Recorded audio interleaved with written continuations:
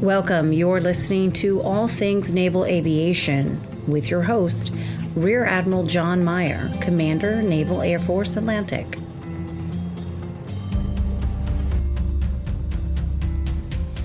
Welcome to All Things Naval Aviation. This is Rear Admiral John Meier, Commander, Naval Air Force Atlantic, and we've got a special guest with us today.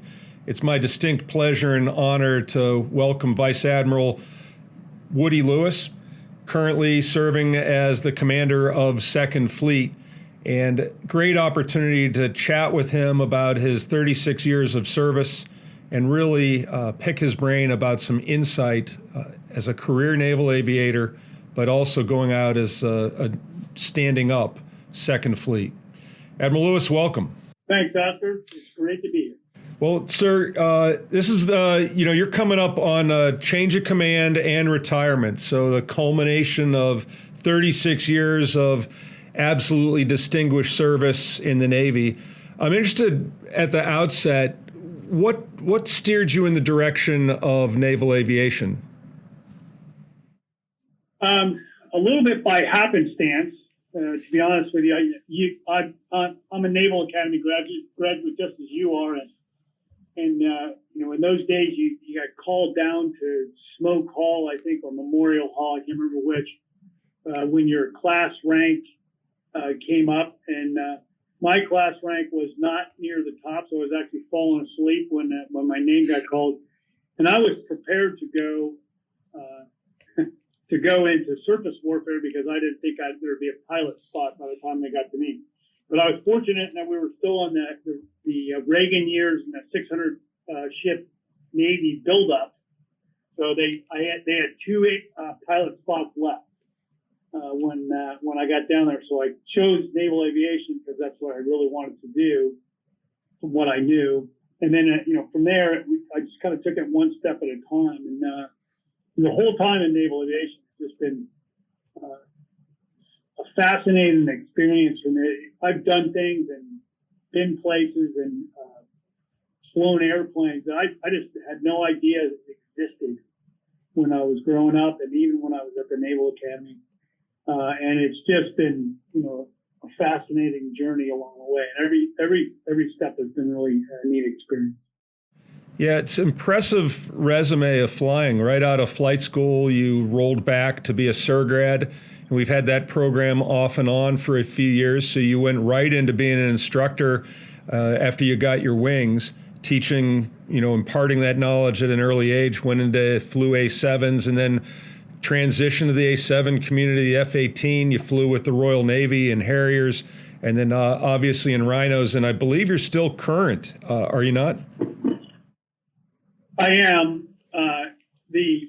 I'm current in that I did swim fizz for the 10th time a couple of years ago, which was that's always good. And I'm ready to go flying. I'm actually going to go flying for my final flight. I think the next Thursday before the change of command. But yeah, I've been really lucky in that regard and got to fly operationally, a lot of different airplanes and flying with the Brits and the Sea Harrier, which is an AV-8A with a radar on the nose, was very challenging, and a very interesting experience. And I also deployed with them a couple of times. So going from being a surgrad to A-7 to Harriers built up a lot of basic airmanship just to stay alive in those platforms. And then when I got to the F-18 in the mid-90s, and I felt like I was, as an aviator, better prepared than I would have been previously. And it was really like I said before, it's really cool to do all that stuff. And then, so I enjoyed the heck out of it. Well, I'll tell you, by my math, I think you've spent about half of your time in the Navy in command.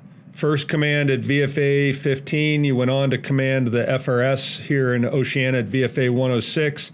You were CAG 3. You went on to NSOC at the time, now NAUTIC, Carrier Strike Group 12, and 2nd Fleet. And I'm interested in any insight or perspective on command itself, but I have no doubt that our listeners would would be hanging on your thoughts about command in general. Anything you can share with us over those many commands?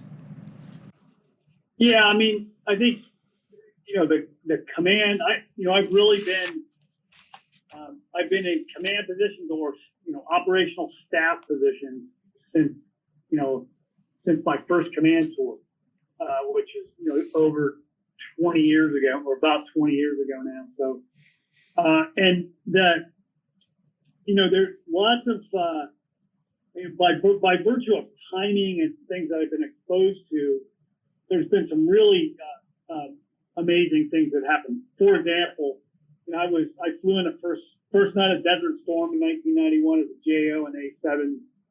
I was deployed twice as an XOCO. The first time we were deployed in Enterprise in 2001 when September 11th occurred, and I led a strike into Afghanistan the first night of that of Operation Enduring Freedom, which is ironically kind of rounding out now. Some years later, 20 years later, and then as a squadron CO, I led a strike from the Eastern Med into Iraq in OIF-1. And those were big, it really felt like you're right at the point of what was occurring in national, in the operations of the military. And what I learned over time in command and from other people that I've worked for, I mean, the laundry list is really, really long. But the things some things that really impacted me along the line was when I was a junior officer, my first skipper in A7, a guy named J.R. Sanders, who has passed away now. J.R. taught me a lot about basic leadership and a lot about how to treat your people, how to be thorough in understanding the airplane, understanding what the mission is, and how those sailors that work, on the flight line contribute to so directly to the mission. And then, in command, learning from the people who work for me, the people I work with, and the people I work for is kind of an even balance. And in fact, I probably learned more in command from my peers and my subordinates than I did from my superiors. And I think that focus, because you really gain an appreciation for what your subordinates do to affect the mission and what your peers do to work as a team. So there's no more exciting thing to be a part of a team. And that's what we have on the waterfront right now with the waterfront team, with all the TICOMs and all the strike group commanders. I mean, my job is really easy because the team works together so well, between you and Brendan McLean currently at Surfline and even with Sub 4 where it's applicable, and then also with the region and Chip Rock and his team. I mean, it's just really it's an easy to be a part of it as that, and kind of take credit for all that team. But there's a lot there, but I could go on and on. But that's probably more than you wanted to hear. Well, that's an interesting perspective to me on the early influence of JR, and I know that there were a lot of other leaders along the way. But from my perspective, I think you've really taken mission command and really operationalized that. Originally, I believe, termed as an Army term or kind of brought into focus by the Army, but I would argue it's really a fundamental Navy term going back to our earliest days where we would send commanders with really loose guidance or orders over the horizon. We had nowhere near the communications that we have today. But you've really fostered that amongst your subordinate commanders. And I'm interested in your perspective on mission command, because I think that's a lesson that all of us can take away on the practical application of that as a numbered fleet commander down to your subordinate commanders. Yeah, thanks, officer. a really good, good question. And I would characterize it like this, so kind of in the modern characterization of mission command was that documentation, the joint publication that came out on this was when I was on the joint staff the first time. It was authored by George Flynn, Lieutenant General, retired now, Marine Corps George Flynn, who was the J7, the first 3-star J7 that we had on the joint staff. And it's when Admiral Gordy was the director of the joint staff, and I was in EA right before I made flag. And when he authored this, Dempsey signed it out as the chairman, but it kind of put some structure to, the broad term mission command. And then, as we talked about a couple of years back when we were at NWDC, and we kind of walked through this, the practical application to me of mission command and how I've seen it work kind of at all levels is it starts with trust. And it starts with trust with subordinates and peers and superiors alike. And the only way to build that trust is through a common understanding of the environment, but also, walking it through, talking it through, and having regular interactions. And as you know, I do a fireside chat every week with subordinate commanders, and it's somewhat structured, but not overly structured in what we talk about. That's just to build that trust and build that team approach, and build the same awareness of shared awareness. And then that's an opportunity for me to verbalize intent and then follow up that verbalization of intent with proper mission orders, i.e., what Admiral Gordy would call jokes products, but standard message format, things like DIM, things like, in a SMEAC format, so on and so forth. And then it's all about in mission command, in execution it's a initiative and risk tension that exists at all levels and all communities. And that where that individual commanders or individual supervisors or watchstanders are able to take, or aircraft commanders in the case of aviation, where they use their initiative to create opportunities to achieve the mission, and they balance that risk that they've got coming in. It's not very conducive to checklist, but it is, if everybody understands where their calculus is, where their initiative needs to be used. And that's where I've been pleased with what I've seen with subordinate commanders level ES2 and Marine 2, where that has played out very well, and we've delegated that further down through the 06 commander level and 05 commander level. And we're seeing, I think, on the waterfront, at least, and then we're going to go forward into forward numbered fleet. I think we've seen pretty response to that. I think, in my humble opinion, I think the leadership we have at the 05, 06 level in the communities now across the board is stronger than it's ever been. As much as I'd like to say how good I wasn't that good comparatively. I think the team is really good right now, and that's due to that focus on that, I think. Well, long-winded answer.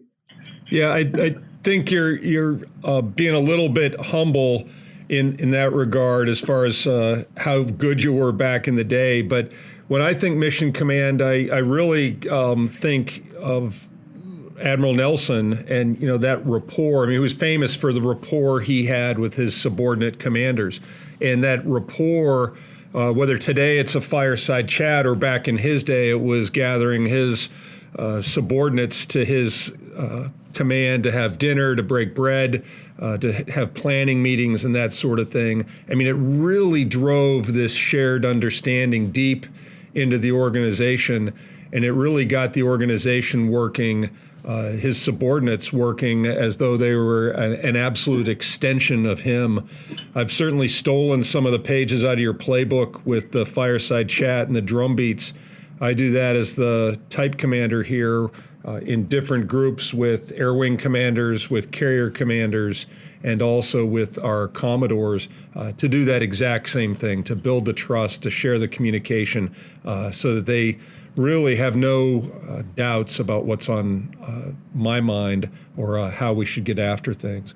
I'd like to shift gears a little bit and really kind of talk about some of the significant accomplishments here as standing Second Fleet up, which I'm interested in your perspective on.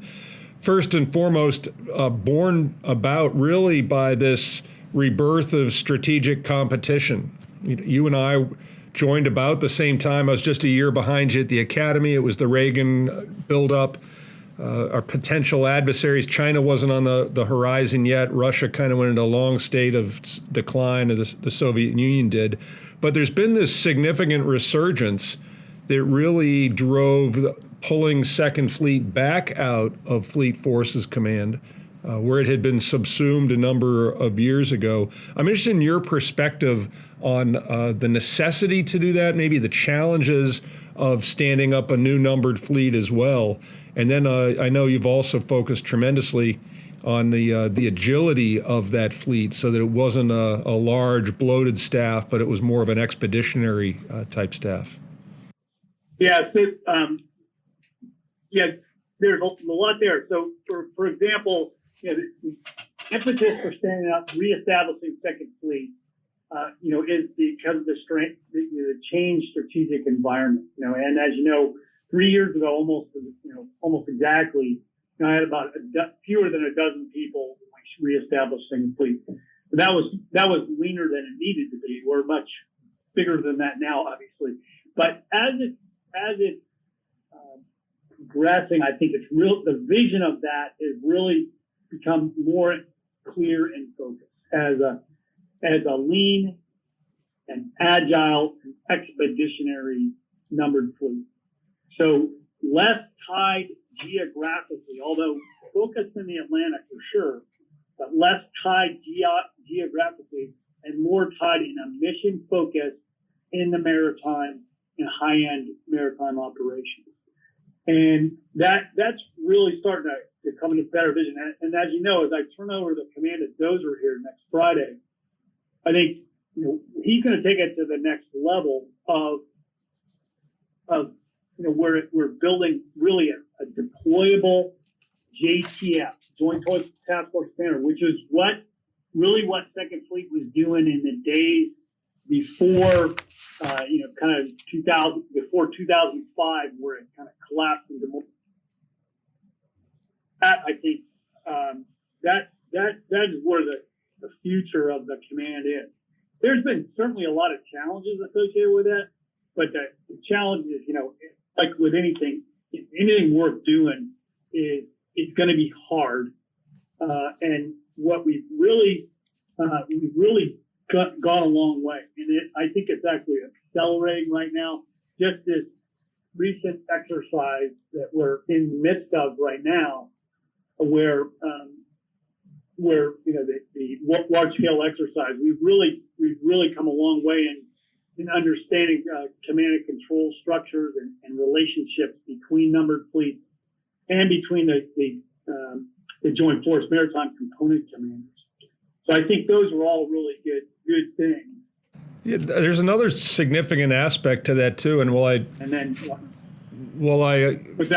we frequently refer to as Second Fleet Commander. You have another hat as well, so you are also the Joint Force Commander Norfolk, so JFC Norfolk, which has a whole nother element to it, and is really in that very, very valuable space that's linked back to the National Defense Strategy regarding the value of our allies and partners.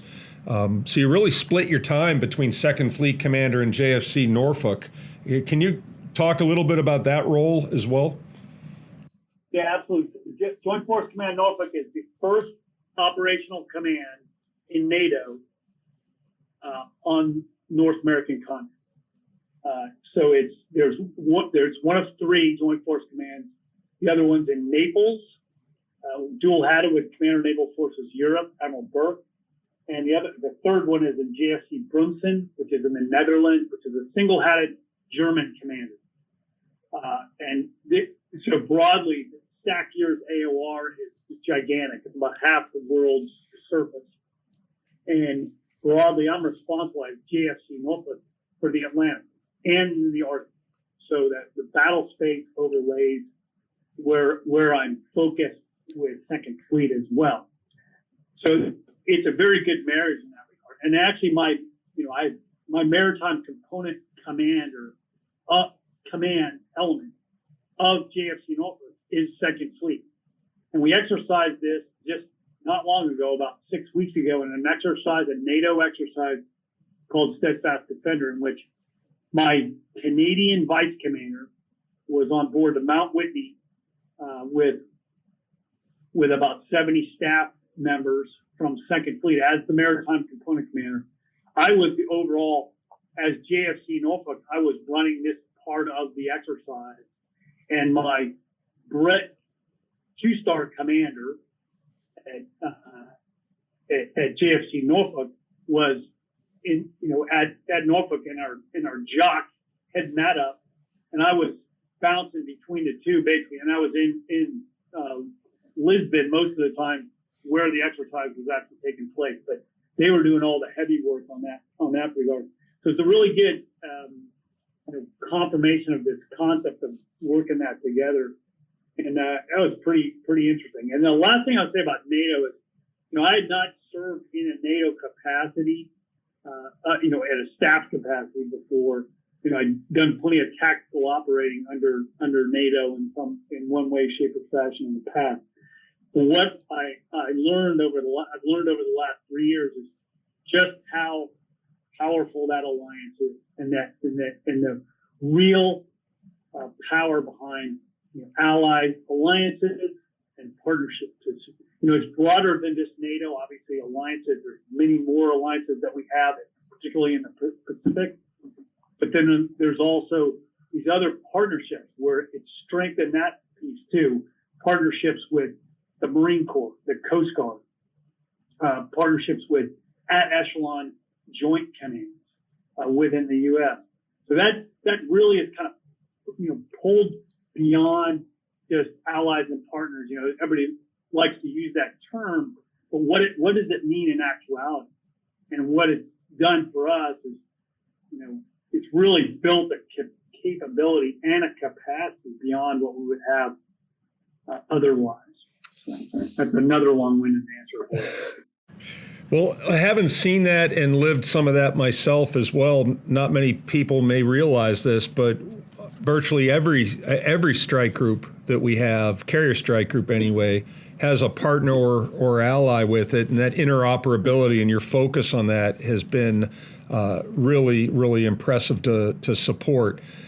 Even a level beyond that, one of our strongest allies, the UK, right now we've got a Marine squadron deployed on Queen Elizabeth, operating in the South China Sea. That goes beyond interoperability. That really starts to get into this conversation of interchangeability, where one of our units can deploy on theirs, one of theirs presumably can deploy with us at a future date. And I would offer that I think you have really advanced that partnership that we have with our allies. One last question here before I let you go, sir. And after 36 years of being a naval aviator, I'm wondering what kind of insight or advice you might have to a young naval aviator or a young man or woman aspiring to be a naval aviator.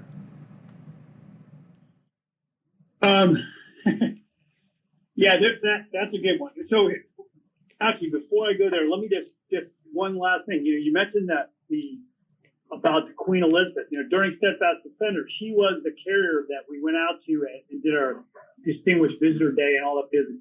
And all these, part of that global carrier force, which is what you're focused on as far as your aircraft carriers, increasing that ACE-ABO of our aircraft carriers, but also that partnering and interchangeability we have. We had the Cavour out here with F-35s. The Spanish have got a capability, the Italians, the Brits, the French, obviously, with their single traditional carriers. That whole global carrier force is much stronger with all these efforts that we're going toward interoperability and into interchangeability or integration and interchangeability. So advice I would give, I would not think too much about career.